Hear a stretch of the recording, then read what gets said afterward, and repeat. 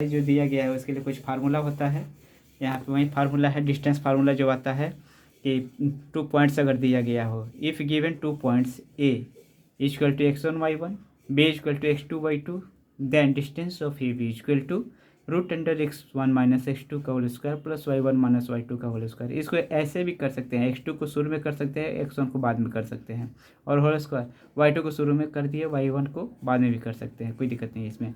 आज सपोज मान लो कि x1 का वैल्यू अगर 5 होगा और x2 का वैल्यू 3 हो जाए, तो 5 में से 3 को सेपरेट करेंगे तो क्या हो जाएगा, 2 हो जाएगा, 2 का स्क्वायर करने पर 4 आ जाएगा।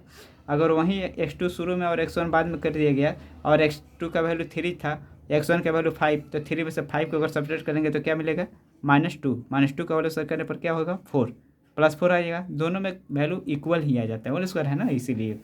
तो यह डिस्टेंस फार्मूला तुम्हारा हो गया।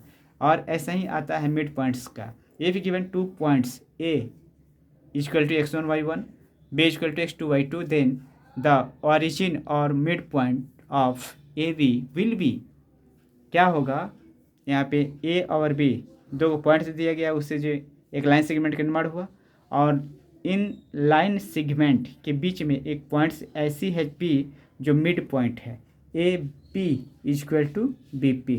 ठीक है, ए का वैल्यू x1 y1, बी का वैल्यू x2 y2 दिया गया, और पी का वैल्यू दे दिया गया xy। We have to find value of P का वैल्यू निकालने के लिए क्या करेंगे कि x1 को x2 के साथ ऐड कर 2 से डिवाइड कर देंगे, y1 को y2 के साथ ऐड कर 2 से डिवाइड कर देंगे। ठीक है, और यही तुम्हारा आंसर हो जाएगा। फिर ऐसे ही आता है एगो कोलिनियर के लिए। कोलिनियर के 3 पॉइंट्स दिए गए हैं, तो कोई तीनों का वैल्यू निकाल लेंगे, डिस्टेंस तीनों का निकाल लेंगे, और तीनों का निकालने के बाद कोई भी दो को ऐड करने पर तीसरे के इक्वल हो जाना चाहिए, तो हम लोग कहेंगे कि क्या, कि यह कोलिनियर है।